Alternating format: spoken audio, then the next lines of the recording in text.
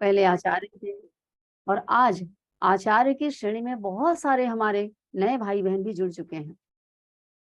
जो नए भाई बहन भी जुड़े हैं, आचार्यों की श्रेणी में आते हैं, उनका भी प्रशिक्षण एक बार हो चुका है। और मुझे ये विश्वास है कि किस प्रकार से बाल संस्कार शाला का संचालन 2 घंटे की क्लास जो होती है, उसको कैसे रन किया जाता है, कैसे संपन्न किया जाता है, इस संबंध में सबको भली-भाँति ज्ञान होगा। कुछ नए हो सकते हैं, लेकिन वे भी अपने संपर्क क्षेत्र में सशक्त आचार्य या प्रशिक्षकों के संपर्क में ज़रूर होंगे। बहनों-भाइयों, हमारे प्रदेश में बहुत पुरानी है बाल संस्कार शाला, लगभग 20 साल पूरे हो चुके हैं बाल संस्कार शाला चलते-चलाते, और ये उन्मुखीकरण क्षेत्रों में छोटा-मोटा तो हुआ, लेकिन ऑनलाइन प्रथम उन्मुखीकरण कार्यक्रम है। उन्मुखीकरण का उद्देश्य यही होता है कि हम कहीं पिछड़ ना जाएँ, हम कहीं बिछड़ ना जाएँ, जो कमियाँ हैं वो हमारी दूर होती रहे, और हम ठहर करके अपने पुराने जो भी हमारी गतिविधियाँ हैं, हमारे शिक्षण की विधियाँ हैं, हमारा स्वयं का जिस जो स्तर है, उसके संबंध में हम एक सिंहावलोकन करें, उसका पुनरावलोकन करें, और ठहर करके हम उसको भली-भाँति और दक्ष और कुशल बना लें। इसी उद्देश्य से हम यहाँ बैठे हुए हैं। तो जब इस प्रकार की बात होती है, तो सबसे पहली बात ये आती है, और ये आप लोगों के सबके अनुभव में है, कि बाल संस्कार शाला में क्या कुछ समस्या भी है? और आप सब लोग इस बात को पहले भी कह चुके हैं कि बहुत सारी समस्याएँ रहती बाल संस्कार शाला चलाने में। चलाने के तो सब उद्यत रहते हैं, उत्साह उमंग से भरे रहते हैं, और ये परम पूज्य गुरुदेव के चाहे गए तमाम सारे जितने भी रचनात्मक अभियान हैं, या जो रचनात्मक गतिविधियाँ हैं, ये गुरुदेव की वंदनीय माताजी की बहुत प्रिय गतिविधि है, बाल संस्कार शाला।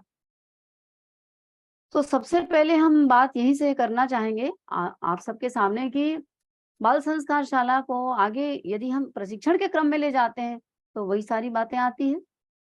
जब हम हमारा सारा प्रशिक्षण संपन्न हो चुका है, हम भली-भाँति उससे हम वाकिफ़ हैं, तो कहाँ पर कोई त्रुटि हो रही है, कहाँ पर कोई कमी हो जा रही है।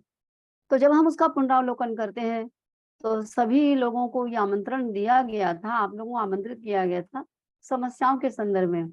आपको ज्ञात होगा, जब हम लोग की प्रथम बैठक हुई थी, और सभी बहनों-भाइयों से कहा गया था कि यदि आपके मत में, आपके अनुभव में कोई समस्या है, तो उस समस्याओं को आप शेयर कीजिए, और उसके समाधान के संबंध में विमर्श किया जाएगा। तो आपकी ओर से जो समस्याएँ कुछ लोगों ने भेजी, आई है, 4-6 जगह से जो कुछ भी आई है, कुछ तो मिलती-जुलती भी समस्याएँ हैं लोगों की, आप लोग की भी होगी, भले आप लोगों ने भेजा नहीं है, और कुछ नई समस्याएँ भी आपको लगेगी, जो आपके यहाँ नहीं है। तो मैं यहीं से आरंभ करना चाहूँगी।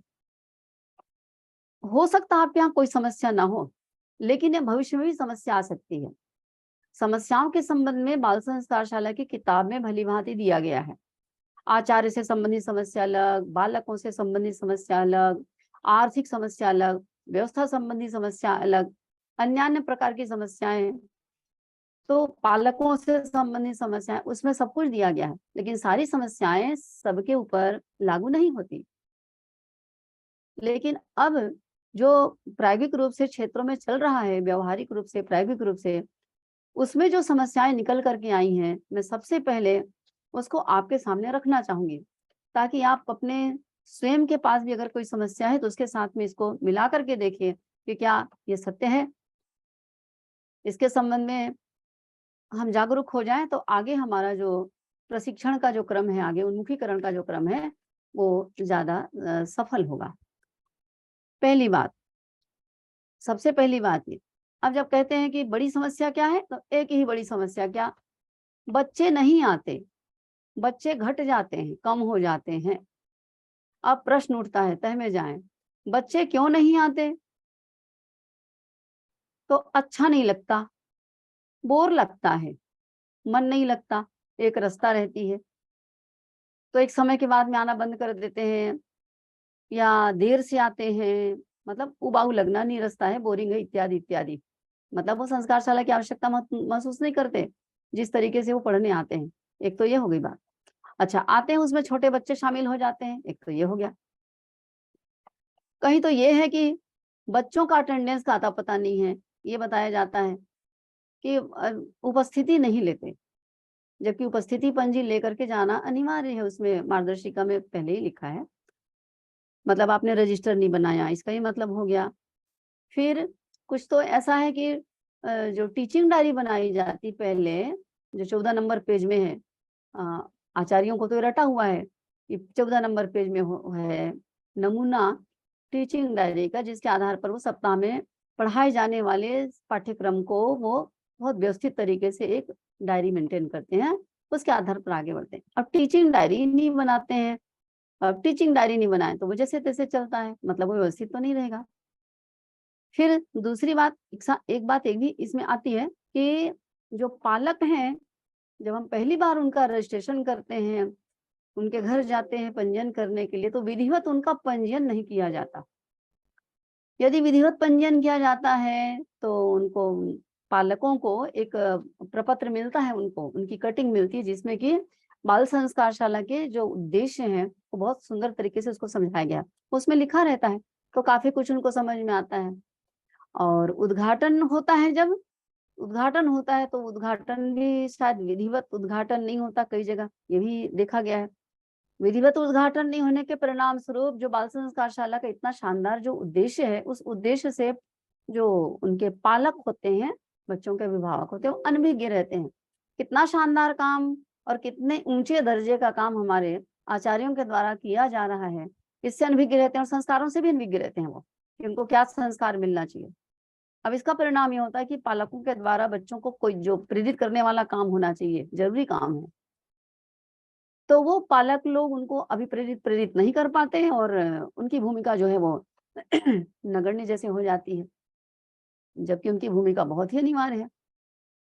एक बात, फिर एक चीज़ आती है कि कई लोगों ने ये कहा कि एक ही समय पर बच्चों का, रविवार के दिन ही जिस दिन बच्चों की बाल संस्कारशाला रहती है, उनकी कोचिंग रहती है, ट्यूशन रहता है, बच्चों को वहाँ जाना रहता है, तो वो समय नहीं दे पाते, ऐसा भी सुनने में आया। और कुछ लोगों ने तो स्पष्ट कहा कि फ्री में जो चीज़ मिलती है, उसके ऊपर ध्यान नहीं दिया जाता, ऐसा कुछ महसूस होता है। क्योंकि फीस दे करके पालक लोग अपने बच्चे के लिए अच्छी से अच्छी व्यवस्था बनाते हैं, हर चीज़ के प्रति जागरूक रहते हैं, खुद भी उनके साथ में जुटे रहते हैं। लेकिन एक संस्कारशाला है जिसकी कीमत नहीं समझते, जबकि सबसे ज़्यादा महत्वपूर्ण ये है। तो ये फ्री में चीज़ मिल रही है, जिससे कि उनको इसका महत्व के बारे में उनको ज्ञान नहीं है, या तो उसको स्वीकार नहीं करते हैं। या ये कह लीजिए कि संस्कार की आवश्यकता को ही महत्वपूर्ण नहीं मानते हैं, इस प्रकार की बात है। कुछ आचार्यों ने ये कहा है, बहनों भाइयों ने, कि कक्षा में जो एक अनिवार्य नियम है, लिखा हुआ है कि प्रत्येक क्लास में कुछ प्रतियोगिता होनी है, और प्रतियोगिता में उनको कुछ पुरस्कार देना है, ज़्यादा बड़ा नहीं, 5 रुपए, 10 रुपए में ये निपट जाएगा, फर्स्ट और सेकंड। लेकिन वो पुरस्कार नहीं देना चाहते या नहीं देते, उसकी कोई व्यवस्था नहीं रहती है। तो बच्चों को जो एक प्रेरणा मिलनी चाहिए, वो प्रेरणा नहीं मिलती है, एक ये भी हो गया। और स्वयं बाल संस्कारशाला पढ़ाने में हमारे आचार्य लोग जिस तरीके से दक्ष होना चाहिए, जितनी दक्षता, जितनी कुशलता उनमें होनी चाहिए, वो कुशलता उनमें नहीं होती है। ये बात बहुत सारे लोगों ने कही कि हम आचार्यों में जो दक्षता होनी चाहिए, उसमें हम कमज़ोर हो जाते हैं, और वो समग्रता पूर्वक प्रशिक्षण हमारा उस तरीके से नहीं होता है। फिर इसी दक्षता के अंतर्गत ही कुछ-कुछ चीज़ें जो विशेष रूप से बताएगी कि बच्चों के साथ में मिल-जुल कर के नहीं रहना है, और हम बहुत बड़े हैं, जैसे जैसे बड़े लोग का हाव-भाव रहता है, बड़े लोग का बॉडी लैंग्वेज रहता है, उस प्रकार से जब ये रहते हैं, तो फिर वो बात नहीं बन पाती है। तो ये पूर्ण नहीं हो पाता है, पूरी बात समझ में नहीं आती बच्चों को, बड़े जैसे बन कर के रहना, बड़े जैसी बातें करना, ये रहता है। फिर एक ये भी आया कि खासकर ये पढ़े-लिखे वर्ग जहाँ पर रहते हैं, जो शहरी एरिया रहता है, वहाँ पर ये बात आती है कि जो हमारा आचार्य है, जिसको हम दायित्व दे रहे हैं, और जब उद्घाटन हो रहा है, तो उस समय उद्घाटन की प्रक्रिया के दरमियान हमारे आचार्यों का सही-सही उनका परिचय, खासकर उनका शैक्षणिक परिचय नहीं दिया जाता। क्योंकि जो पढ़े-लिखे वर्ग होते हैं, वो ये देखना चाहते हैं, ये उनको मान्य रहता है कि उनका जो आचार्य है वो पढ़ा लिखा होना चाहिए, और उसको ज्ञानवान होना चाहिए, आजकल के मापदंड के अनुसार और उसको शैक्षणिक रूप से ही महत्वपूर्ण माना जाता है। तो उनका क्या एजुकेशन है और वो कहाँ पर कार्यरत रहे हैं, उनकी डिग्री कितनी है, ये भी बताया जाना चाहिए, तो नहीं बताया जाता। चलो भाई ठीक है। फिर एक भी आया है कि पालकों का मतलब बाल संस्कार शाला में कभी भी आना-जाना नहीं होता और वो बच्चों से कटे हुए रहते हैं। उनके लायक वातावरण घर में वो नहीं बना पाते। ये तो उनकी भूमिका वाली ही बात हो जाती है, एक तरह से। और एक बात ये भी है कि वो बिल्कुल बेपरवाह रहते हैं संस्कार शाला की ओर से पालक। तो पालकों को कोई दिशा निर्देश जो मिलना चाहिए, वो पालकों को दिशा निर्देश नहीं मिल पाता। अब पालकों को दिशा निर्देश नहीं मिल पाता तो उनकी जो भूमिका रहती है वो नहीं हो पाती। ये इस प्रकार की बातें जो है विशेष रूप से ये प्राप्त हुई है। इसके साथ-साथ कुछ बातें जैसे बच्चे नियमित रूप से आना ही नहीं चाहते, तो क्यों नहीं आना चाहते? तो उसमें ये भी आता है कि जैसे शक्तिपीठ वगैरह में, प्रज्ञापीठ वगैरह में क्लास लग रही है, तो शक्तिपीठ, प्रज्ञापीठ में क्या होता है, शक्तिपीठ, प्रज्ञापीठ में बच्चों को सीधे-सीधे पढ़ाने में लगाना चाहिए, तो वहाँ पर जो बड़े लोग रहते हैं, वो उनको जैसे अब शक्तिपीठ में यज्ञ होने का टाइम है, तो चलो यज्ञ में काम करो, उनको काम में लगा दिया। या उनको कुछ सामान लाने ले जाने में, कुछ और तैयारी ऐसी-वैसी करने कराने में लगा दिए। क्योंकि अधिकांश जो खासकर बड़े वरिष्ठ जन होते हैं, उनको ये लगता है कि शक्तिपीठ में जो आया है, चाहे वो युवा-युवती हो, चाहे बच्चे हों, तो वो क्या है कि वो मतलब कुछ काम करना चाहिए, उसको कुछ सहयोग करना चाहिए। अब वो तो नए रहते हैं, तो बोले वो बिचक जाते हैं। कुछ यही बात आती है कि कभी जैसे शक्तिपीठ में कोई कार्यक्रम हो रहा है, कुछ हो रहा है, तो बच्चों का समय को चेंज कर दिया जाता है या तो फिर उस दिन छुट्टी कर दी जाती है। अब छुट्टी कर दी जाती है तो छुट्टी मतलब छुट्टी फिर वो तो 15 दिन लग जाते हैं उनको अगले रविवार आने में। तो छुट्टी के परिणाम स्वरूप बच्चे जो है वो बिचक जाते हैं, तो ये नहीं हो पाता। क्योंकि एक बार छुट्टी होने के पश्चात वो बच्चों को लगता है कि आचार्य जी तो नहीं आएँगे अभी और कुछ और कार्यक्रम होने वाला है। ये तमाम प्रकार की ये जो हमें मिली ये सारी बातें, उसमें विशेष रूप से इसी प्रकार की बातें जो हैं वो दिखाई देती हैं। अब ये सोचिए सोचना है कि आपके यहाँ इस प्रकार की क्या वास्तव में इस प्रकार से आपके यहाँ कुछ इस प्रकार की समस्याएँ हैं? आप क्या कहना चाहेंगे? आप विचार कीजिए। मैं समझती हूँ कि ज़रूर आपके यहाँ भी कुछ न कुछ तो समस्या होगी। काम तो चैलेंजिंग है निश्चित रूप से। तो ये है। अच्छा उसी प्रकार से हमारे जो बाल संस्कार शाला के जो आचार्यगण हैं, अधिकांश लोग पढ़ने-लिखने वाले होते हैं, तो जब जैसे ही उनकी परीक्षा आती है, वो ढीले हो जाते हैं। अब उनकी जगह में काम सँभालने वाला कोई नहीं रहता, उनकी तो मजबूरी रहती है कि वो छोड़ें। अब उस समय बाल संस्कार शाला को सपोर्ट देने वाला, उसको सँभालने वाला कोई तो परिजन होना चाहिए। अब वो नहीं रह पाता, तो छुट्टी करते नहीं हैं, ये छुट्टी हो जाती है, करना पड़ता है इस प्रकार से। कइयों का कहना है कि हम बहुत प्रयास करते हैं लेकिन बाल संस्कार शाला रोचक नहीं बन पाती है, इस प्रकार की बातें हैं। तो ये आचार्यों के कहना चाहिए उनकी दक्षता के संबंध में तो बहुत सारी बातें हैं, जो भी आएँगी, बातें आएँगी। कुल मिलाकर के ये कई लोगों को आर्थिक परेशानी की बात उन्होंने कही कि पुरस्कार देने के लिए और व्यवस्था बनाने के लिए कइयों के पास तो किताब ही नहीं है बोले, मार्गदर्शिका का अभाव है। अब बिना मार्गदर्शिका के वो कैसे पढ़ाएँ? तो ये अपने आप में एक समस्या है, ये बताया उन्होंने। कइयों ने बताया कि एक फ्लेक्स जो होना चाहिए, वो एक फ्लेक्स तक नहीं रहता है हमारे यहाँ। ब्लैक बोर्ड भी नहीं है। ब्लैक बोर्ड के अभाव में क्लास का वो स्वरूप बन ही नहीं पाता है जो बनना चाहिए, इस प्रकार की बात कही। कई जगह ये देखने में आया कि ऐसी जगह क्लास लगती है जहाँ पर कि शांत एकांत वातावरण नहीं है। जैसे बीच रोड में है या मंदिर भी मान लीजिए तो वहाँ पर दर्शनार्थी आते हैं, हमेशा घंटी बजती है, कोई 4 लोग आएँगे उनको देखते रहेंगे, तो जो शांत एकांत वातावरण में जो शिक्षण प्रशिक्षण हो सकता है एकाग्रचित्त होकर के, उसके लिए वातावरण नहीं रहता है। उसके परिणाम स्वरूप भी ये दिक्कतें आती है, तो बच्चों का मन नहीं लगता। छोटे बच्चे आके वहीं पर बैठ जाते हैं, छोटे-छोटे बच्चे, बड़े बच्चे दोनों को एक साथ मिक्स कर दिया। 1-2 बच्चे भी अगर छोटे बच्चे हैं जिनकी आयु वर्ग जो है सीमा जो है वो बहुत छोटे की है, क्लास 1 के बच्चे, 2 के बच्चे आ गए, पीपी 1 के बच्चे आ गए हैं। तो बड़े बच्चों के साथ उनका कदापि तालमेल नहीं बैठ सकता और वो फिर बहुत जल्दी डिस्टर्ब होते हैं। वो उनको मन ही नहीं लगता, अगली बार वो नहीं आते हैं। कभी-कभी बच्चों को माता-पिता भेजने में ही उनको दिक्कत होती है, उनकी रुचि अलग होती है। तो इस तरीके से जो किताब में लिखा है उसके बाद भी, उसके अलावा भी सचमुच ये देखा गया आप लोगों के द्वारा जो मेरे पास आया, जो मंगाया मैंने, उसमें ये सारी चीजें आई। तो अब प्रश्न ये उठता है कि इन समस्याओं का समाधान चाहिए और उन्मुखीकरण तभी है सही। और हम इसके संबंध में आइए अब चिंतन करें, बातचीत करें। बाल संस्कार शाला का संचालन का हमारा जो उद्देश्य है, ये आगे आगे जो बातें आ रही, जो जो बिंदु आ रहे हैं, उसमें समस्याओं का समाधान अपने आप निकलेगा और प्रशिक्षण का नवीनीकरण हो जाएगा। क्योंकि सारी बातें उसी से संबंधित है कि जब आचार्यों को दक्ष बनाने के लिए प्रशिक्षित किया जाता है, समस्याओं के बिंदु का समाधान किया जाता है, तो वो कौन-कौन से हैं? संस्कारशाला को सफलतापूर्वक संचालन करने के जो महत्वपूर्ण सूत्र हैं, वे कौन से हैं? ये उसी में समाधान सारा का सारा छुपा हुआ है। तो आइए इस पर चिंतन करते हुए हम आगे बढ़ते हैं। हम सब जानते हैं, बच्चों को शारीरिक रूप से, मानसिक रूप से, नैतिक, बौद्धिक, आध्यात्मिक, ये समग्र रूप से उनके व्यक्तित्व का निर्माण करना, ये ही हमारी बाल संस्कार शाला का उद्देश्य है। ये सबको ज्ञात है, भली-भांति ज्ञात है।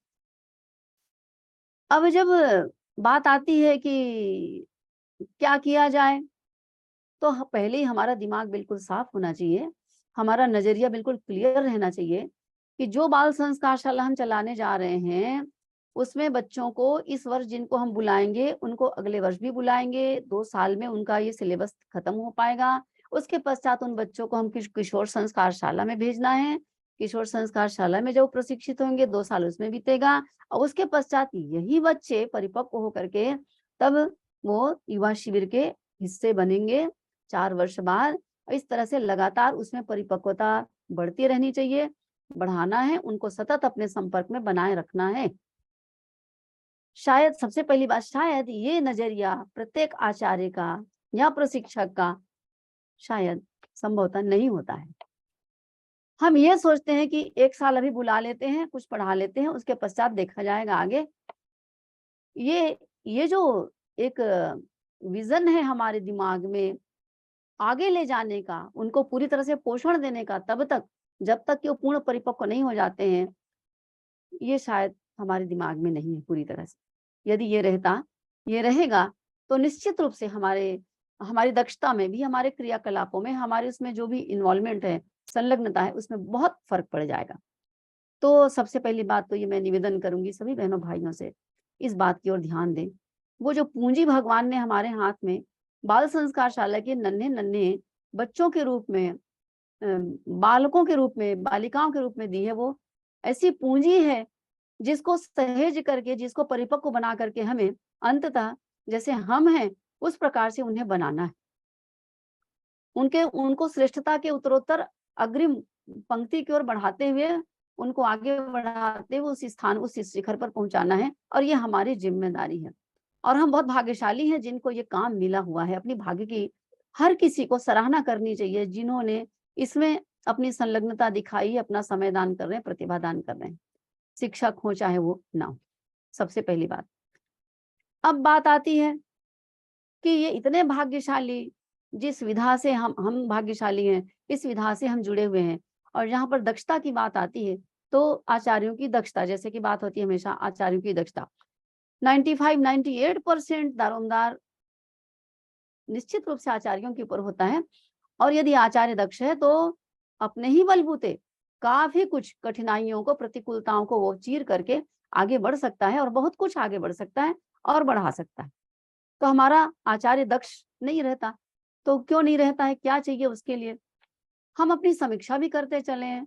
अपने संपर्क क्षेत्र में जो हमसे नीचे लेवल के जो है प्रशिक्षक होंगे आप लोग, वो भी सोचें, जो व्यवस्थापक होंगे, जो पर्यवेक्षक होंगे, तो और अच्छी बात। मैं सबका आभार सहित आप लोग से निवेदन करती हूँ कि इस बात को आप ध्यान देंगे, बिंदुओं को। कौन आचार्य सफल होता है, पहले तो हम ये जानें। जिनका प्रशिक्षण होता है एक बार प्रशिक्षण हम लोग करने जाते हैं, अधिकतम कितना समय देते होंगे? अधिकतम 4 घंटे, जो बहुत समय देता होगा तो 5 घंटे, इससे ज्यादा तो नहीं दे सकता। और जो 2 साल का सिलेबस है, लगभग 1.5 साल का सिलेबस जरूर है, जिसका समग्र प्रशिक्षण जब 1.5 दिन में करते हैं तब भी पूरा नहीं होता और द्वितीय और तृतीय चरण में पुनः प्रशिक्षण करने की आवश्यकता पड़ती है। लेकिन हम लोग एक बार प्रशिक्षण करते हैं, अधिकतम 4 घंटे का, लगभग नहीं तो 2 घंटे 3 घंटे में हमारी प्रशिक्षण शिक्षण की प्रक्रिया संपन्न करके हम लोग उसको समाप्त कर देते हैं। समय की कमी रहती, चाहे जो कुछ भी है, कारण को भी नहीं लेते हम लोग। तो इतने में ही यदि हम ये अपेक्षा रखें कि हमारा आचार्य पूरी तरह से दक्ष हो, तो ये तो स्वीकार्य नहीं है, संभव ही नहीं है, इसलिए कैसे स्वीकार कर सकते हैं? एक बात, प्रशिक्षण वाली बात, मतलब ये प्रतिभा वाली बात हो गई, नंबर 1। दूसरी बात, जो कि मैं तो उसको पहली बात कहती हूँ, ये दूसरी बात तो मैंने ऐसी कह दिया। महत्वपूर्ण बात ये, वही आचार्य सफल होगा, वही आचार्य सफल होगा जिसकी स्वयं की साधना और स्वयं का स्वाध्याय सही है, और जो मिशन से जुड़ा हुआ होगा, मिशनरी आदर्शों को समझता होगा, वास्तव में देवत्व की स्थापना करने के लिए, बच्चों को देवता बनाने के लिए हम सबको प्राणपण से प्रयास करना है, इस प्रकार का जो उद्देश्य हमारे मिशन का, उसको जो ध्यान देगा, उस पर जो विचार करेगा, वो सफल होगा। तो उसकी स्वयं की व्यक्तिगत साधना और इन विषयों में उसका स्वाध्याय, चाहे बच्चों को पढ़ाने वाले विषय का स्वाध्याय करना हो तो भी, और स्वयं अपने आप के लिए जो स्वाध्याय होता है वो करेंगे, तब वो टिक पाएंगे, उनकी निरंतरता तब बनी रह सकेगी। और हम सब लोग जानते हैं, दूसरों को कहते हैं कि आचार्य वह होता है जो आचरण से शिक्षा देता है। टीचर जो होता है वो पढ़ करके रात में पढ़ता है, सवेरे पढ़ा देता है, ये ठीक है, लेकिन आचार्य तो प्राण को उड़ेलता है अपना, उसकी तो बड़ी भूमिका होती है। उसके भीतर में वो आत्मविश्वास होना चाहिए, उसके भीतर का स्तर ऊंचा होना चाहिए, उसमें आध्यात्मिकता भी होनी चाहिए। आचरण को संभालने सुधारने का मतलब तो आध्यात्मिकता ही होती है। तो ये जब तक नहीं होगा तब तक आचार्य सफल नहीं हो सकता, ये मूल मुद्दा ये है। साधना स्वाध्याय उसकी व्यक्तिगत अच्छी रहे, बनी रहे निरंतर, जो वो पढ़ाता है आचार्य के रूप में बच्चों को, वो स्वयं भी उसको फॉलो करे, पालन करे, और बनने और बनाने की प्रक्रिया साथ साथ चलती है। हमारे बीच में नए आचार्य होंगे, वो इस बात को ध्यान देंगे। केवल इतनी बात समझ लें कि हम जो दूसरों को बताते हैं, हम जो अपने बच्चों को सिखाएंगे संस्कारशाला में, वो हमें भी करना होगा। हमें भी घर में वही दिनचर्या अपनानी पड़ेगी, उन गतिविधियों को हमें, साधना संबंधी, गायत्री मंत्र लेखन या उनसे संबंधित जो मंत्रोच्चारण है, योगाभ्यास इत्यादि है, उषापान इत्यादि जो कुछ भी है, उन सबको हमें स्वयं को भी अपनाना पड़ेगा, तब ये बात बनेगी, पहली बात। अब दूसरी बात आती है, ये भी दक्षता की श्रेणी में आगे बढ़े। आचार्यों के बीच में आपस में एक आचार्य तो नहीं पढ़ाएगा, एक आचार्य तो नहीं, 2-3 भी होते हैं, 4 भी हो सकते हैं, सहयोगी साथी होते हैं, 2 आचार्य मुख्य पढ़ाने वाले होते हैं, फिर उनके साथ और सहयोगी साथी होते हैं, व्यवस्था संभालने वाले और कोई सहयोगी हो सकते हैं। इनके बीच में आपस में मिलनसारिता है कि नहीं, और हमारे बच्चों के प्रति संवेदना है कि नहीं, ये भी बहुत महत्वपूर्ण बात है। ये संवेदना का गुण और मिलनसारिता और आपस में ट्यूनिंग ये जो होती है, वो बच्चों से हिल-मिल जाते हैं वो लोग, और आपस में भी आचार्य आपस में भी जो हिल-मिल जाते हैं, ट्यूनिंग जो उनकी बनी रहती है, तो बच्चों को कोई धोखा नहीं होता, आचार्यों को आपस में धोखा नहीं होता। इस संबंध में एक बात आपको, मतलब ये मैं उस समय डीप में जाकर के नहीं बोली, गहराई में नहीं गई मैं। उसमें एक ये भी आता है कि आचार्यों को आपस में एक-दूसरे के प्रति बहुत शिकायतें रहती हैं। देखो मुझे बिना बताए चली गई, आई भी नहीं, और जब समय बीत गया था तब मैं नहीं आ रही हूँ करके बताई, और मेरे को अकेले सब करना पड़ा, मैं कहाँ तक करती। तो ये नहीं होता। इसीलिए कहा जाता है कि आचार्य डायरी बनाई जाती है 2-3 दिन पहले, और आपस में परस्पर कार्य विभाजन किया जाता है। तो ये ट्यूनिंग होनी चाहिए, और आपस में इस प्रकार से ये आचार्यों के बीच में संबंध होना चाहिए। अब आप जाँचते जाइए, ये हमारे साथ जुड़े हुए जितने आचार्य हैं, हम हैं, उनमें है कि नहीं? इसकी चिंता हमने की है कि नहीं? खींचातानी कर के कोई काम तो नहीं होने वाला, ये काम तो कदापि नहीं होने वाला है। दूसरी बात, अब अगली बात आती है आचार्यों का प्रशिक्षण, जैसे मैंने पहले ही निवेदन किया, कम से कम 2 चरण में होना चाहिए, तो वो कुछ दक्ष हो पाते हैं। आप इसके संबंध में जानते हैं कि जिस दिन प्रशिक्षण होता है, मुझसे जिन्होंने प्रशिक्षण लिया है, मैं जिनके बीच में रही हूँ, वो इस बात को भली-भाँति जानते हैं कि 1 दिन के प्रशिक्षण में हम अंत में उनको ये कहते हैं कि जैसे ही आपकी बाल संस्कार शाला खुलेगी, क्योंकि आज के प्रशिक्षण के आधार पर, मतलब प्रथम चरण के प्रशिक्षण के आधार पर आप संस्कारशाला को खोलने में तो दक्ष हो गए, खोल सकते हैं, और 4-5 क्लास पढ़ा भी सकते हैं किताब को देख करके, लेकिन उसके पश्चात आपको फिर से आना पड़ेगा। मतलब द्वितीय चरण के प्रशिक्षण के लिए। तो द्वितीय चरण का प्रशिक्षण भी होना चाहिए और वो जल्दी ही होना चाहिए। अधिकतम 1 महीना हुआ, 4-5 क्लास अधिकतम संपन्न होने के पश्चात पुनः हम बच्चों को बुलाएँ, क्षमा करेंगे, आचार्यों को बुलाएँ और आचार्यों को मंत्रोच्चारण सिखाना, उन्हें प्रयोग प्रायोगिक शिक्षण जो जीवन जीने की कला, स्वस्थ रहने की कला इत्यादि है, वो सिखाना इत्यादि वो करना पड़ेगा। अब ये कम से कम 1 से 1.5 महीने के बीच में संपन्न हो ही जाना चाहिए। आप कहेंगे अब क्रॉस क्वेश्चन कर सकते हैं कि उस दिन तो हम संस्कारशाला पढ़ाते हैं संडे को, कहाँ से टाइम लाएँगे? कौन जाएगा? कैसे जाएगा? सही कह रहे हैं आप। लेकिन ये करना होगा। इसको ऐसे किया जाता है कि कोई भी संस्कारशाला 12 बजे से पहले समाप्त हो जाती है, हो जानी चाहिए। जितना जल्दी हो सके सवेरे बाल संस्कारशालाएँ संपन्न हो जाए, वो आचार्य वापस आएँगे, घर में भोजन इत्यादि करेंगे, उसके पश्चात हर हाल में उनको 3 से 4 घंटे के लिए आप बुला लीजिए।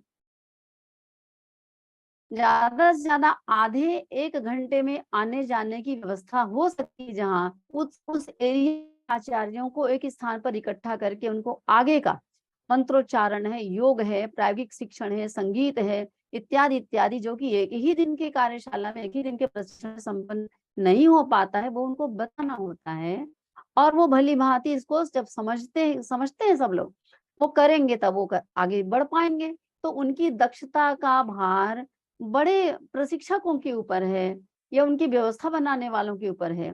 जितनी तत्परता, जितनी चिंता, जितना उत्साह बाल संस्कारशाला को खोलने में है, उतना ही उत्साह दिखाना पड़ता है उनको दक्ष बनाने के लिए, आगे के लिए।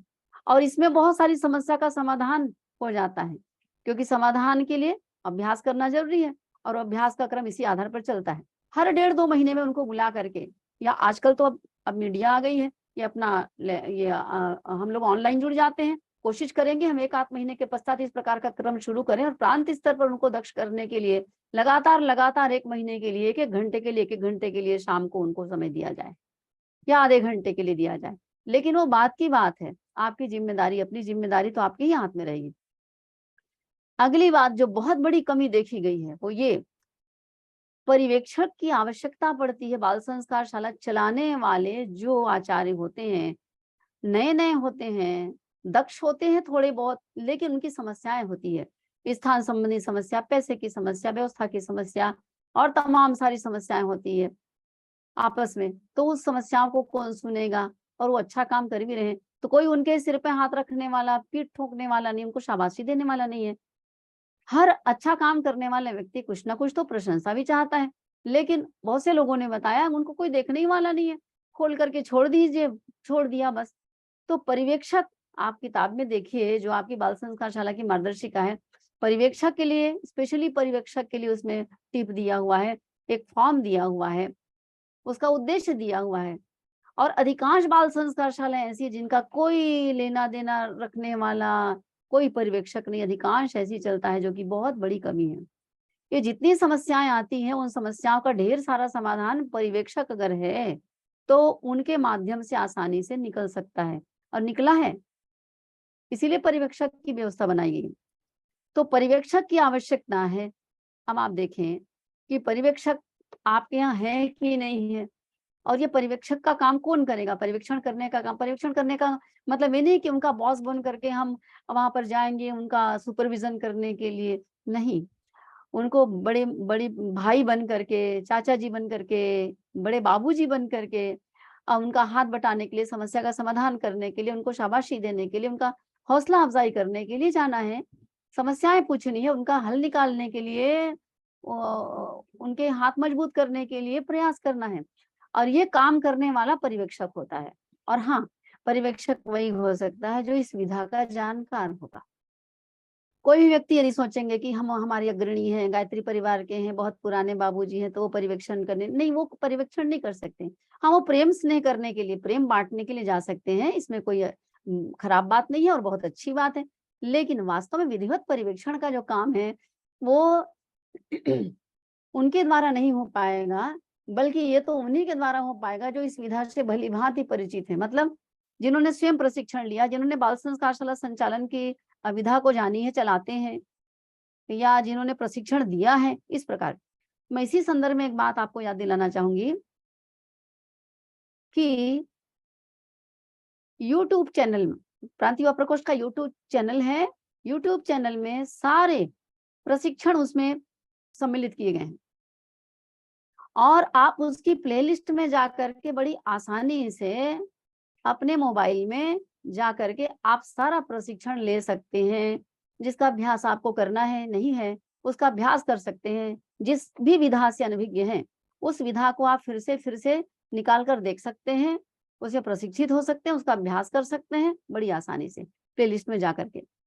और जिनसे बनता नहीं है उनको आप लोग बताइए और मैं कोशिश करूँगी, एक वीडियो बना हुआ है, मैं कोशिश करती हूँ कि उस वीडियो को भी आप लोग को डाल दूँगी कि किस प्रकार से नए लोगों को आप बता पाएँ कि कैसे आप यूट्यूब चैनल में जाएँगे, हमारे प्रांतीय युवा प्रकोष्ठ के यूट्यूब चैनल को सब्सक्राइब करेंगे, उसके पश्चात फिर आप प्लेलिस्ट में जाएँगे, प्लेलिस्ट में तमाम सारे फाइल पड़े हुए हैं, नारी जागरण और बाल संस्कार शाला, आचार्य प्रशिक्षण, बाल संस्कार शाला का संचालन और कन्या शिविर और युवा शिविर, तमाम सारे। तो उसमें से आप उस फाइल में जाइए, बाल संस्कार शाला आचार्य प्रशिक्षण, और वहां जाकर के आपको जो चाहिए, कालखंड एक चाहिए, प्रायोगिक शिक्षण चाहिए, क्या चाहिए, योग सिखाना, उसको देखना है आपको, कि खेल देखना है, आउटडोर गेम्स देखना है, इंडोर गेम्स देखना है, क्या देखना है आपको, कहानी सिखानी है, सद्वाक्य मनन चिंतन कराना है, क्या देखना चाहते हैं आप उसमें जाइए और जाकर के उसको निकाल लीजिए। ये बहुत सरल तरीका है। आज की स्थिति में इतना सरल से सरलतम हो गया है बहनों भाइयों, ये बहुत प्रसन्नता की भी बात है। लेकिन ये वैसी वाली बात है कि बिल्कुल 56 भोग लगा करके आपके सामने, हमारे सामने परोस दिया गया है भगवान की अपार कृपा से, और हमको केवल उठा के मुँह में ले जाना है, समय देना है खाने के लिए, आपको समय देना है खाने के लिए। ये वही वाली बात है। तो मैं याद दिला रही हूँ आपको कि आप यूट्यूब चैनल में जाएँगे, प्लेलिस्ट में जाएँगे, ये सुविधा है और प्रत्येक अभ्यास आप स्वयं कर सकते हैं, वीडियो देखिए और बस। आचार्यों के लिए भी और प्रशिक्षकों के लिए भी, ये दोनों के लिए काम आएगा। ऐसा नहीं केवल आचार्यों के लिए, प्रशिक्षक जो प्रशिक्षण देने वाले हैं, उनके लिए भी काम आएगा। ये मुझे बताना था कल, लेकिन मैंने आज बता दिया, ताकि आज आप आज ही एक्टिव हो सकते हैं इस ओर। तो ये कुछ बातें इस प्रकार की रही। अब आते हैं हम पढ़ाने की पद्धति वाली बात। आचार्यों की दक्षता में ये महत्वपूर्ण है, पढ़ाने की पद्धति। अब वो तो व्यवस्था वाली बात थी, पूर्व तैयारी वाली लगभग बात थी। अब पढ़ाने की पद्धति कैसी होनी चाहिए, हम सब जानते हैं। पढ़ाने की पद्धति रोचक हो, मिलनसारितापूर्ण हो, प्रश्नोत्तरी शैली हो, हास्यात्मक तरीके भी हो, मतलब क्लास हल्की-फुल्की लगे, भार स्वरूप मत लगे एकदम से, बहुत गंभीरता ली हुई मत हो। कक्षा संचालन जो है वो बहुत हल्का-फुल्का ढंग से हो, तो हमारे आचार्य को इसमें दक्षता होनी चाहिए, ताकि आचार्य जो है वो ऐसे ही हल्के-फुल्के ढंग से रहे, तो बच्चों के साथ बच्चों के समान मिल जाना, हिल-मिल जाना है। उनके साथ बिल्कुल बच्चों के साथ बच्चे बन जाएँ। बड़े बन करके कदापि न रहें, चहक करके बात करें, पहल करके बातें करें, उनकी प्रशंसा करें, बाल मनोविज्ञान का ध्यान रखें, ये सारी बातें उसमें। और जब पढ़ाएँ तो आपके पढ़ाने में, आचार्य की प्रस्तुति में ऐसी ऊर्जा हो, उसकी वाणी में ऐसी तेजस्विता हो कि कक्षा मतलब रोचक लगे।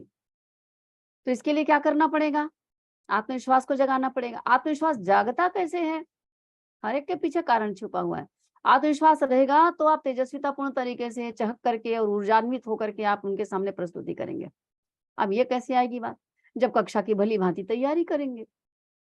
जिसकी तैयारी भली-भांति रहती है, वो आँख में आँख मिला करके अपने बच्चों को देखता है, आँख में आँख डाल करके, और उसमें प्राण उड़ेलने में सक्षम रहता है और बच्चे उनके लट्टू हो जाते हैं। ये बिल्कुल आपने, आप में से जिनके यहाँ भी इस प्रकार की स्थिति होगी ना, आप महसूस किए होंगे। अब तैयारी में आके बात अटकती है, कक्षा की भली-भांति तैयारी करके, मतलब घर में अभ्यास करके, टीचिंग डायरी बना करके यदि जा रहे हैं, तो ये काम तो हो जाएगा, इसमें कोई दिक्कत नहीं है। तो ये किया जाए भाई, भली-भांति तैयारी करें। कुछ मेरे पास ऐसा अनुभव है, शुरुआत की बात मैंने जैसे देखी थी, कि अधिकांशतः ऐसा हो जाता है कि चूँकि अब व्यस्तता तो रहती है, अब व्यस्तता के बीच में समय प्रॉपर नहीं निकाल पाते, हड़बड़-तड़बड़ करके किताब खोले, आज क्लास कौन-सी कहानी पढ़ानी है, कोई तो किताब ही लेकर के चला जाता है। और नहीं तो भी आधा छोड़े, आधा उठाए, प्रयोग क्या करना है कुछ नहीं मालूम, नहीं क्या किया जाए। अब वो ऐसी स्थिति में हड़बड़ी में जाएँगे, प्लानिंग करके नहीं जाएँगे, आपस में कोई वर्क डिस्ट्रीब्यूशन भी नहीं किया, 2 दिन पहले चिंतन भी नहीं किया, तो टाइम पास हो गया एक तरह से। समय पास करके ही आना हो जाएगा तो ये इससे बचा जाए, ये हमारी बहुत बड़ी एक कमी हो जाती है। तो इस ओर ध्यान देंगे। सारे प्रशिक्षक और सारे आचार्य इस ओर ध्यान दें कि टीचिंग के पहले उनको रविवार को, शनिवार को, जिस दिन भी आप चलाते हैं संस्कारशाला, चाहे आप स्कूल में जा करके चलाते हैं तो, चाहे आप रविवार को चलाते हैं पूरे 2 घंटे की, तो हर हाल में आपकी प्लानिंग आपको पता होनी चाहिए और एक बार आपने घर में अभ्यास किया होना चाहिए। कहानी कोई बोल करके देखिए, घर के बच्चों को सुना दीजिए। खासकर जो प्रायोगिक प्रशिक्षण होता है, इसमें स्वस्थ रहने की कला और जीवन जीने की कला, ये प्रयोग ऐसे हैं, आज भी देखने में आता है कि प्रशिक्षक की स्थिति में है, लेकिन उनके प्रयोग से वो प्रेरणा नहीं दिखाई देती जो प्रेरणा वास्तव में मिलनी चाहिए। क्योंकि प्रायोगिक शिक्षण तो प्रयोग के लिए इसके प्रेरणा के लिए बनाया गया है। जिस विषय में प्रेरणा देनी है उसके लिए उसको नाटक नौटंकी करते हैं हम लोग। अब अगर वो प्रेरणा ना मिली और सामग्रियों को उलट-फेर करके कुछ-कुछ बोल बता करके उसको कंप्लीट कर लिया जाता है, तो फिर ऐसी स्थिति में क्या है, वो तो बस नाटक होके रह जाता है और उसका कोई भी महत्व नहीं है, कोई मूल्य नहीं है। इसलिए कह रहे हैं कि आचार्य डायरी भी बनाना है, घर में तैयारी भी करनी है, मतलब थोड़ा अभ्यास करना है। ये कुछ समय के लिए आपको लग सकता है कि ये बड़ा भारी है, लेकिन भारी नहीं है, ये बहुत खेल-खेल में होता है और बहुत रोचक तरीके से होता है और आपको बहुत मज़ा आएगा, आपके घर में भी लोगों को मज़ा आएगा। आप करके देखिए अगर नहीं किए होंगे तो। लेकिन अचानक से आप क्लास में जा कर के ना करें, बच्चे एक बार बिचक जाएँगे तो सोचेंगे कि नहीं अब अच्छा नहीं लगता, फिर वही लोग बोलते हैं बोर होते हैं करके। अगली बात, बहुत सारी ऐसी समस्याएँ होती हैं जिसका ये समाधान लेके आ रहा है। कक्षा में बच्चों की सहभागिता होनी चाहिए। बच्चों की सहभागिता, उनका पार्टिसिपेशन बढ़ाया जाए। 2 घंटे क्लास होती है, तो जो विधिवत क्लास है वो लेते हैं, बड़ी अच्छी बात। लेकिन अगर आपको लगता है कि ये कुछ गड़बड़ है, यहाँ पर अब बात नहीं बन रही है, आप उसमें उलट-फेर कर सकते हैं।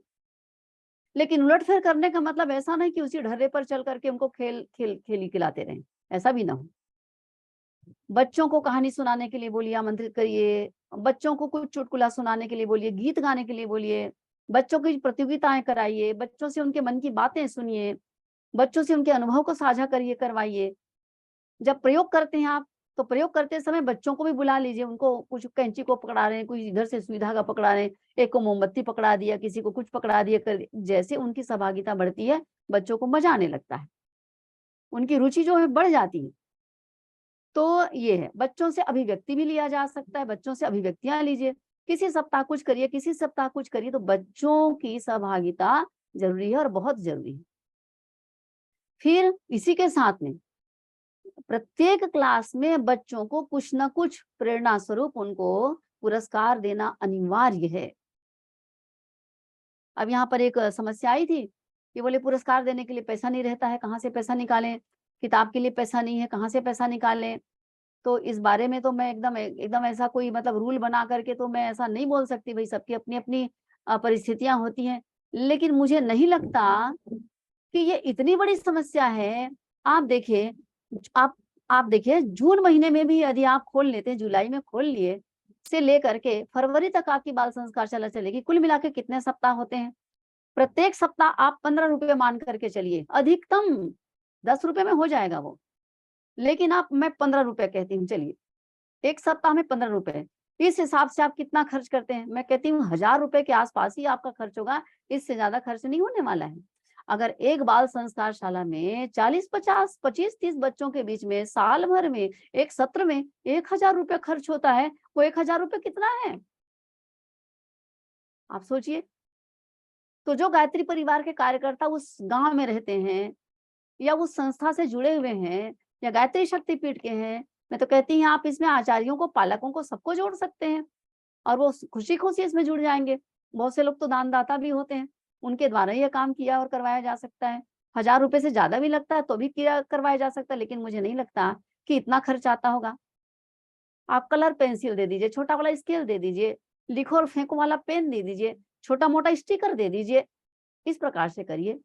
महँगा-महँगा कुछ उनको देने की आवश्यकता नहीं है। तो ये नियमित रूप से उनके लिए पुरस्कार की व्यवस्था अनिवार्यतः की जाए।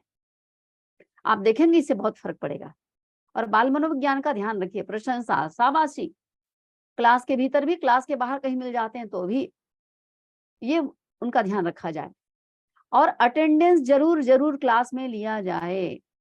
बहुत सारी ऐसी बाल संस्कार शालाएं जहाँ पर हमारे आचार्यों के द्वारा सुनने में आता है कि अटेंडेंस का कोई वहां पर कोई ठिकाना नहीं है, जबकि साल के अंत में जब वार्षिकोत्सव होता है, पुरस्कार वितरण का जब समय आता है, तो हाईएस्ट जिनकी उपस्थिति होती है, अटेंडेंस होता है, उस बच्चे को पुरस्कृत किया जाता है, फर्स्ट सेकंड थर्ड ऐसे करके।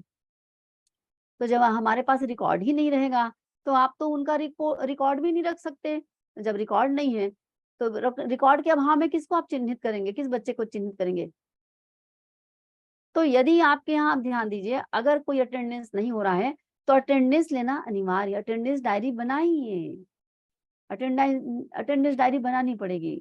देखिए, एक माह में केवल 4 क्लास होती है, 3 महीने के अंतराल में 5 क्लास होती है, 1 महीने में बाकी 4 क्लास ज्यादा से ज्यादा होती है, 4 क्लास, कभी कभी 5 क्लास होती है। 2 से 3 पेज कॉपी के हैं, उसमें पूरा अटेंडेंस लिया जा सकता है। हाँ, अटेंडेंस में कुछ 2-3 मिनट का समय आपको देना पड़ेगा। ये समय आप शुरू में मत दीजिए, क्योंकि बच्चे बहुत से बताते हैं कि देर से भी आते हैं, कईयों के यहाँ शिकायत है।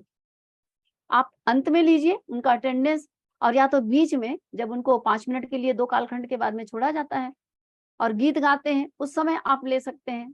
तो इस तरीके से अटेंडेंस लेना आवश्यक है, ताकि आप उनका रिकॉर्ड रखिए, तभी तो आप उनको पुरस्कृत करेंगे एक बार, तभी तो। और जो हाईएस्ट उपस्थिति वाला है, हर महीने उनका हौसला अफजाई करिए, हर महीने उनको इस प्रकार से छोटी मोटी बातों के द्वारा उनको लगना चाहिए कि हाँ, मैं कुछ विशेष हूँ, मैं हमेशा डिसिप्लिन्ड रहता हूँ, अनुशासित रहता हूँ, मैं हमेशा उपस्थित रहता हूँ, तो जरूर मेरा वजन ज्यादा है, इस प्रकार से। ठीक है, तो इस प्रकार से ये है, एक बात ये हो गई। फिर इसके साथ साथ अनुशासन वाली बात आती है, वो बात आती है पर्व त्योहार वाली बात। जितने भी पर्व त्योहार चलते हैं सब आते हैं। पर्व त्योहार हो गया, जयंती हो गई, बच्चे के स्वयं की जयंती मतलब जन्मदिन आया, ये इस प्रकार की बातें हैं जिसको कि आपको मनाना जरूरी है, बेहद जरूरी है। हमारी बाल संस्कार शाला का बहुत महत्वपूर्ण उद्देश्य है हमारी संस्कृति के प्रति बच्चों को जागरूक करना, और संस्कृति के प्रति न केवल जागरूक करना बल्कि सक्रियता उनमें बनी रहे, वो सक्रिय रूप से वो उनके सदस्य बन सके, आगे दूसरों को भी बता सके, उनकी गहरी जानकारी उनको देना, क्योंकि स्कूल कॉलेज में तो ये चीज नहीं हो पा रही है, एक संस्कार शाला ही है। तो पर्व त्योहार को अनिवार्यतः मनाना है। अब कैसे मनाना है पर्व त्योहार को? तो आपको कैलेंडर बनाना पड़ेगा। कैलेंडर बनाने के लिए आप देखेंगे, आगे बताऊंगी, मैं आपको हवाला दूंगी इस किताब में, ये जो मार्गदर्शिका है, इस मार्गदर्शिका में देखिए बहनों भाइयों, ये जो मार्गदर्शिका आपके पास है, इस मार्गदर्शिका में सब कुछ आद्योपरांत दिया हुआ है, सब कुछ। जब इसका आप अध्ययन करेंगे तो आपको सब कुछ मिलेगा। तो उसमें जो कैलेंडर दिया हुआ है, वो प्रशिक्षकों के लिए जो प्रशिक्षण की व्यवस्था है, उसमें वो कैलेंडर का भी जिक्र है, जिसमें सारे के सारे पर्व त्योहार उसमें आते हैं, उसको आप देखें। और एक बहुत बड़ी कमी तो मैं साथ साथ बता दूं कि इस किताब को पूरे पूरे पढ़ने वाले आचार्यों की संख्या हमारी बहुत कम, बहुत कम। जबकि सबसे पहली शर्त यही है कि बाल संस्कार शाला चलाने जाने से पहले इस किताब का पूरा पूरा अध्ययन अवलोकन करें अच्छे तरीके से।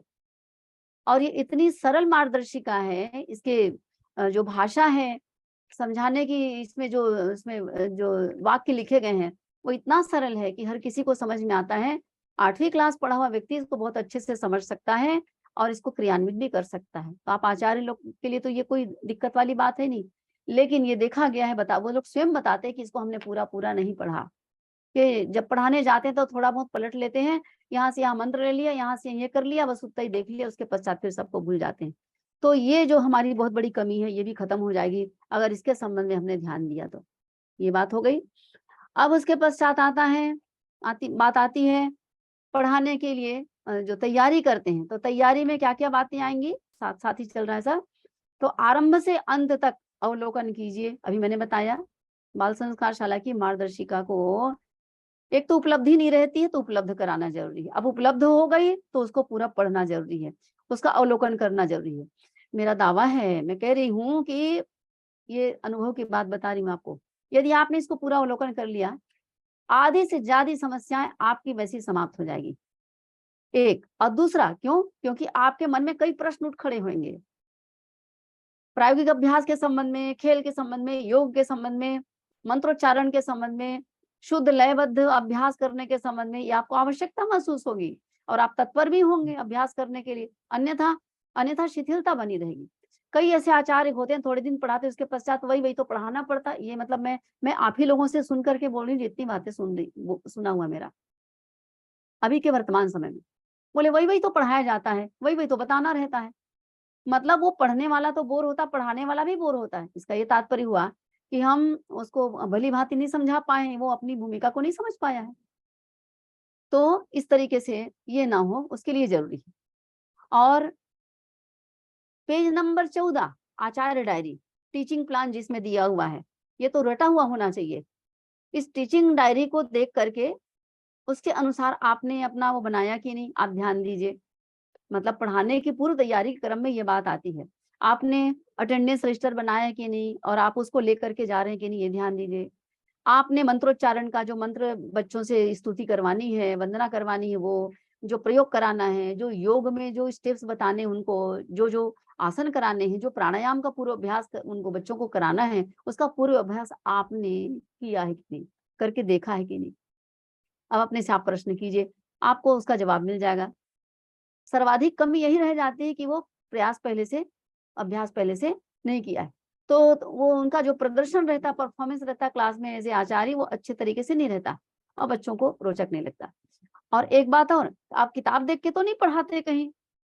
आचार्यों से बात हो रही है कि कहीं कहीं पढ़ाना होता है, तो हड़बड़ी में नहीं कर पाए तो चलो आज किताब देख देख कर के पढ़ा लेते हैं, किताब लेकर के चले गए। नहीं, किताब देख कर के पढ़ाने वाले आचार्य से तो बच्चे बिल्कुल भी उनसे नहीं हिलना-मिलना चाहते, उनको लगता है कि हमें नहीं पढ़ाया जा रहा है।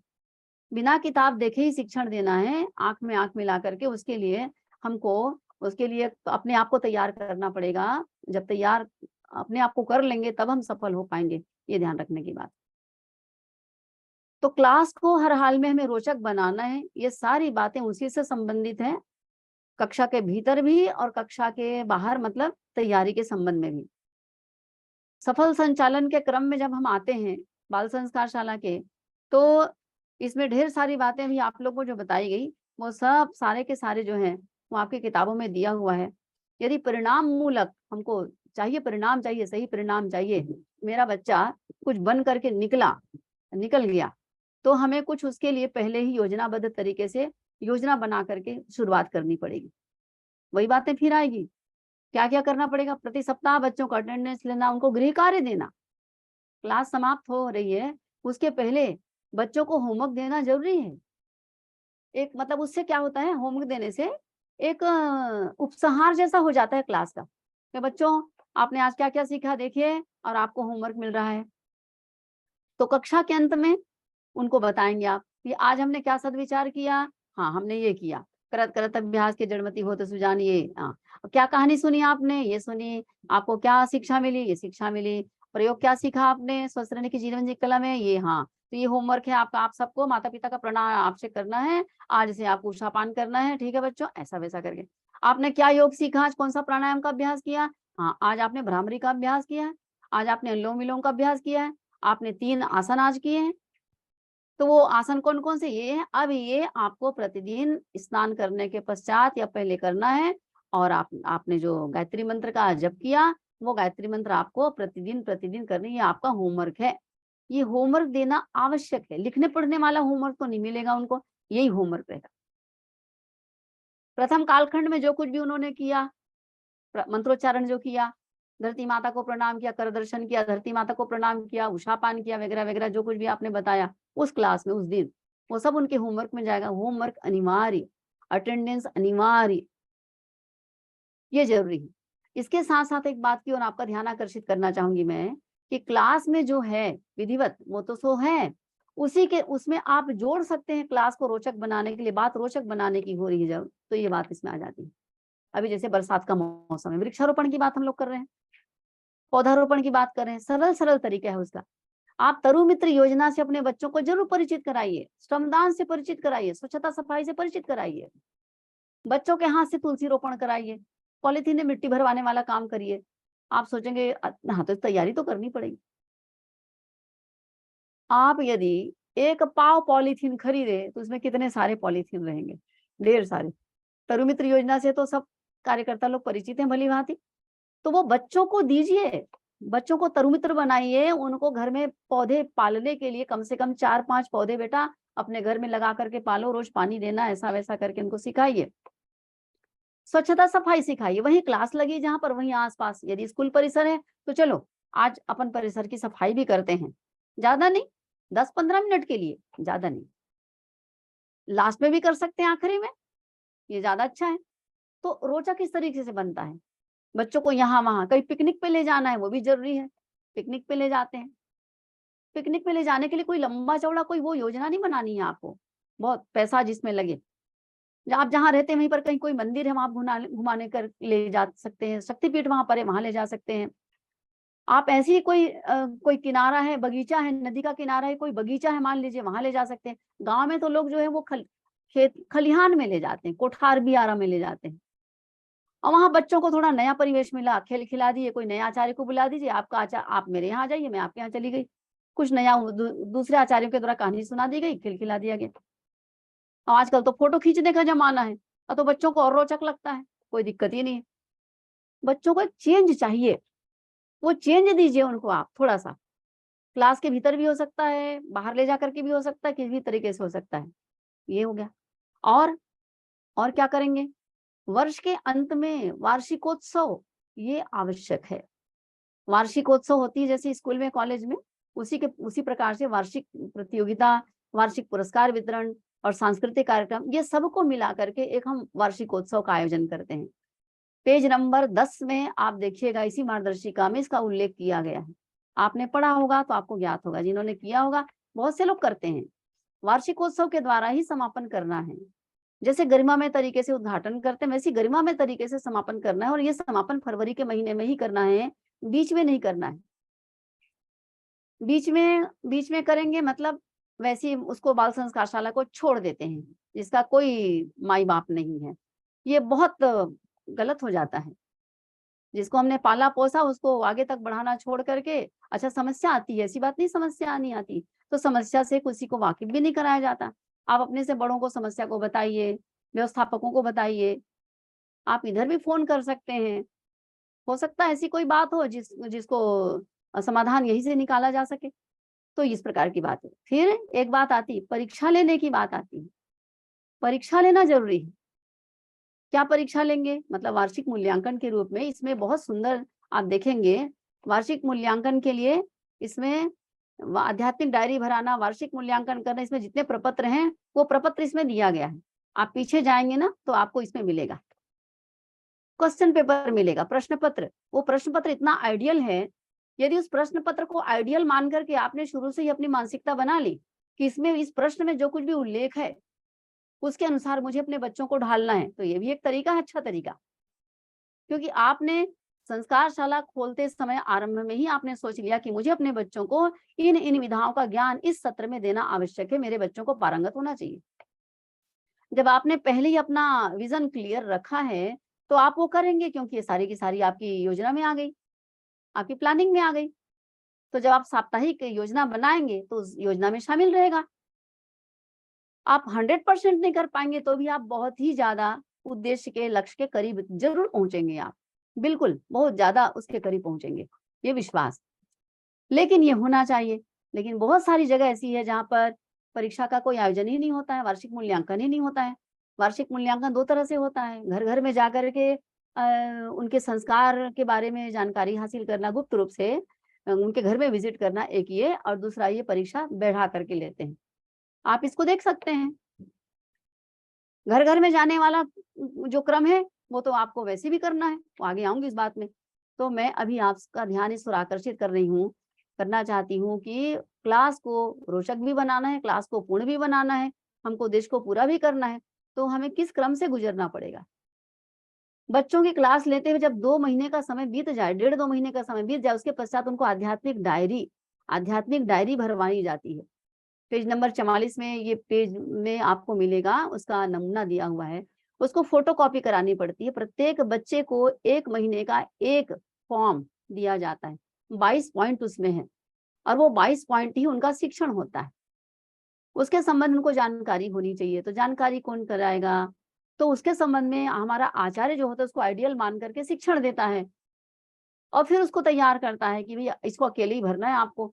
आध्यात्मिक डायरी बच्चा भरता है जब, तो उसे परिवर्तन आता है। मैं पुनः याद दिलाऊं आपको, जो बात पहले कह चुकी थी मैं पुनः दोहरा रही हूँ। हमारा उद्देश्य बच्चों को इन के इन प्रकार केवल भुलाना और खाना पूर्ति करना बिल्कुल नहीं है।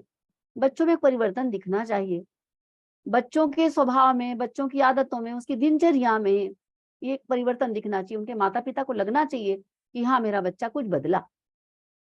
तो ये बात आती है।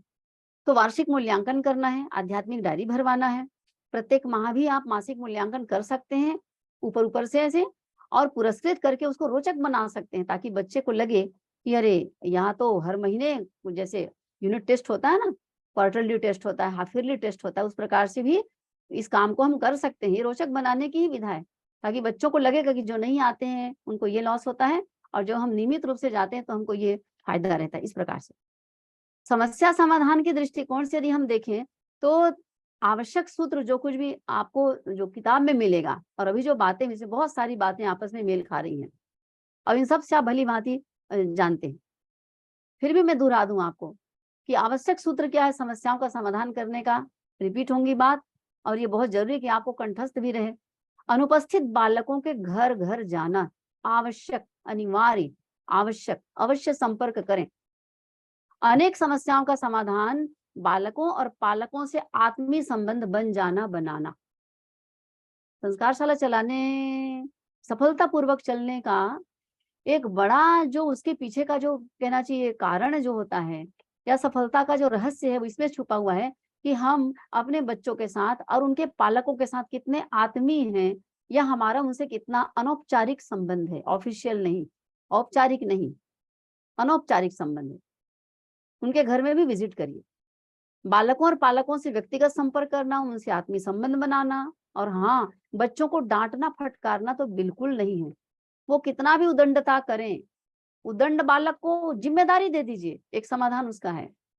जो जितनी उदंडता करता है उसको कुछ काम पकड़ा दे, जिम्मेदारी दे दीजिए। तुमको संस्कारशाला क्यों, मैं शुरू से ही आना है तुमको, देखो आप बहुत होशियार हो, देखो आप बेटा पहले ही आके खड़े होना है, और सबका अटेंडेंस आपको लेना, हमारे आने से पहले ही आप आ जाओ, कोशिश करो। सबके जूते चप्पल ठीक कराने का, करने का काम आपका है। इस प्रकार से उसको थोड़ा सा लीडर बना दीजिए।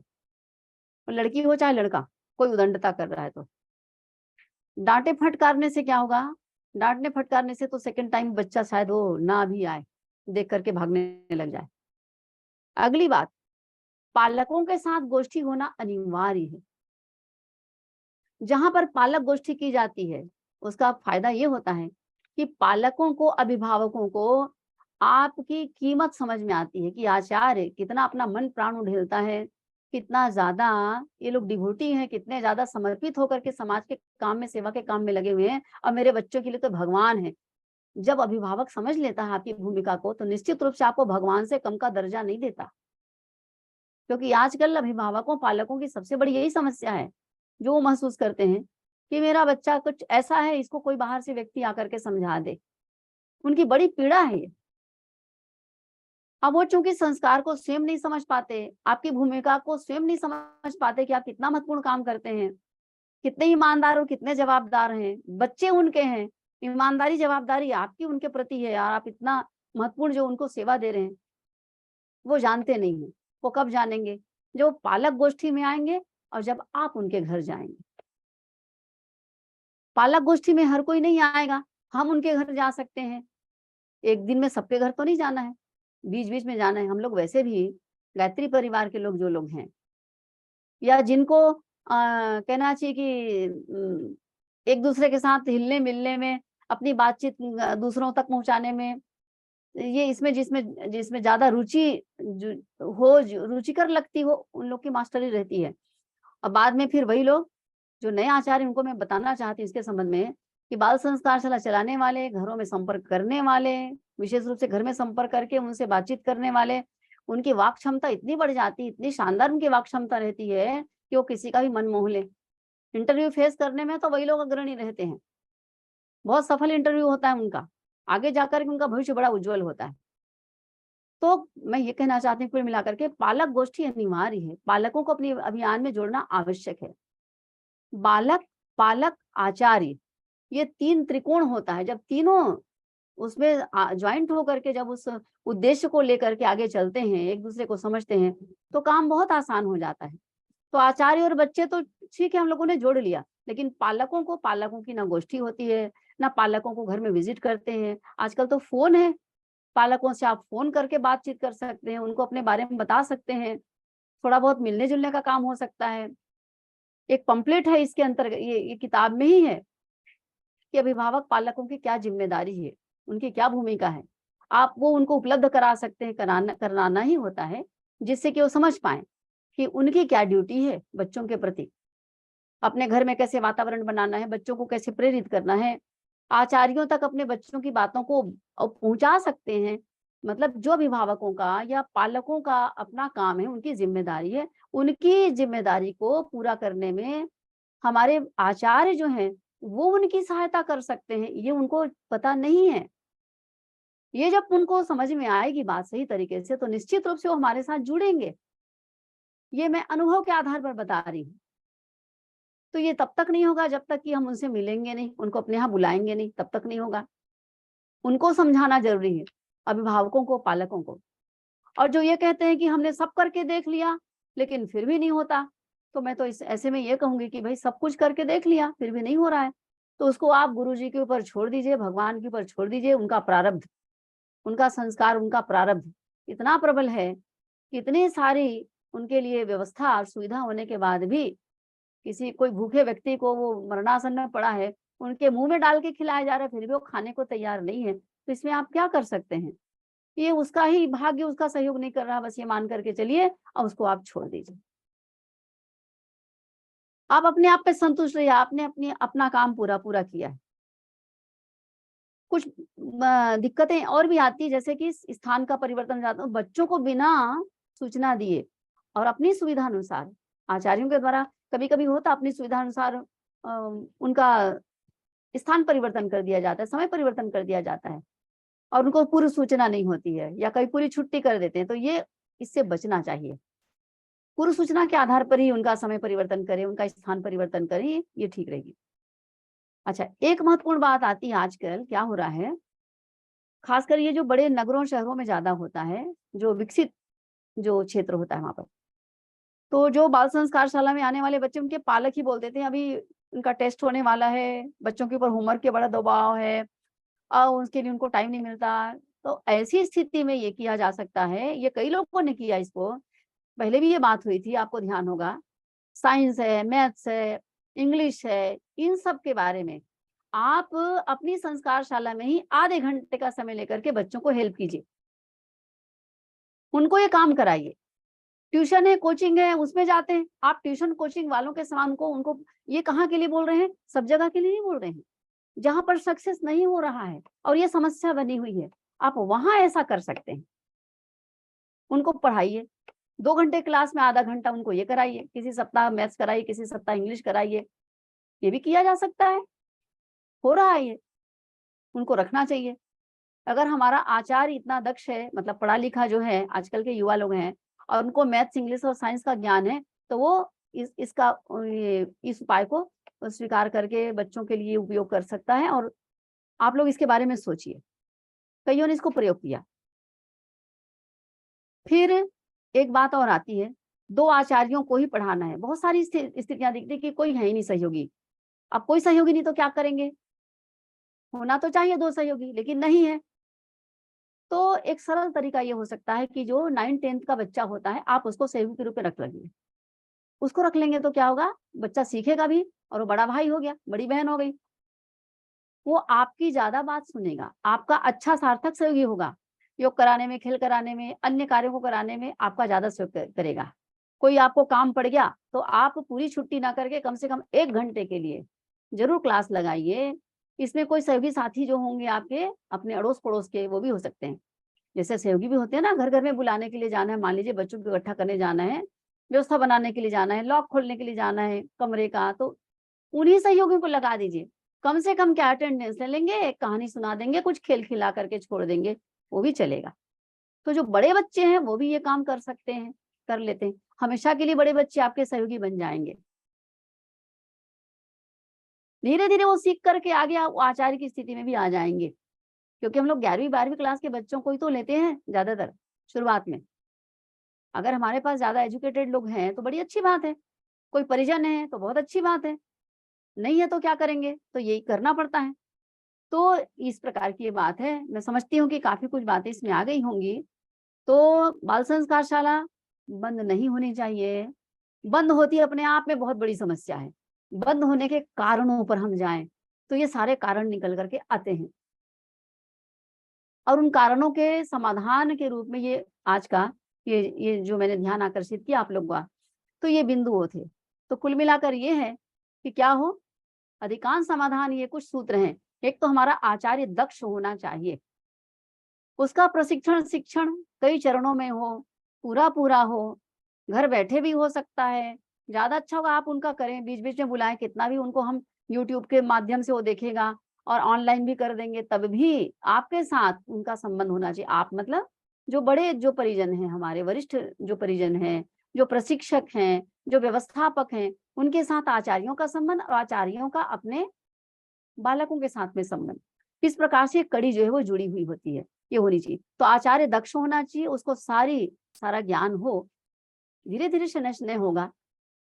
2 घंटे क्लास में जितना भी आता है वो सब हो और यदि 2-3 आचार्य तो तीनों आचार्य क्रमशः नंबर 1 की पोज़ीशन में आने के योग्य उनका प्रशिक्षण होना चाहिए।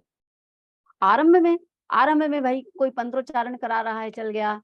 किसी ने योग करा लिया, योग इसने नहीं सीखा है, उसने मंत्रोच्चारण नहीं सीखा है, कोई बात नहीं, चलो दोनों काम हो गया। किसी ने खेल करा दिया, इस प्रकार से मिल-जुल करके कर लेंगे। लेकिन समय बीतने के साथ-साथ, साथ-साथ हर किसी को नंबर 1 की स्थिति में आनी होगी, तब बात बनेगी। तो एक है दक्ष आचार्य, दूसरा पर्यवेक्षक की व्यवस्था, जिसके ऊपर बात हुई 2। तीसरा पालकों की ज़िम्मेदारी और भागीदारी, ये उनको समझाई जाए, भागीदारी हो, पालक गोष्ठी परस्पर संपर्क पालकों से की जाए, इसके अंतर्गत ये बात आती है।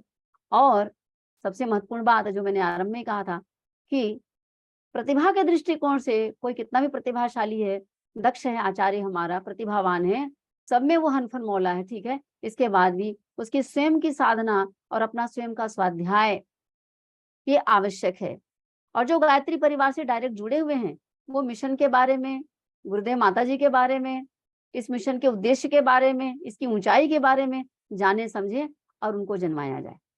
तो ये आप सब लोगों से इसके बारे में यही अंतिम निवेदन है। ये राष्ट्र निर्माण का काम है, इसको राष्ट्र निर्माण का काम समझ करके, भारत माता का काम समझ करके, गुरु कार्य समझ करके, स्वयं की प्रतिभा को संवर्धन करने के अचूक उपाय के रूप में देखिए कुछ भी, चाहे दैवी अनुग्रह को प्राप्त करने का एक सर्वोत्तम माध्यम मान लीजिए। श्रद्धापूर्वक इस कार्य में आप सबसे निवेदन है कि इसमें संलग्न हों। विद्यादान महादान है, ईश्वरीय कार्यों में समय दान महादान माना जाता है और ये जो सहयोग है, आप जो कर रहे हैं आचार्य के रूप में, आप ईश्वर को सहयोग कर रहे हैं। ईश्वर ने आपसे समय दान, प्रतिभा दान माँगा है और इसका जो सत्परिणाम आपको मिलेगा, आप उसकी कल्पना नहीं कर सकते। आपको अनंत गुना होकर के उसका परिणाम मिलेगा। इस संबंध में तो ये निश्चित रूप से जिनको अनुभव है वो सब जानते हैं, बात कही जा सकती है।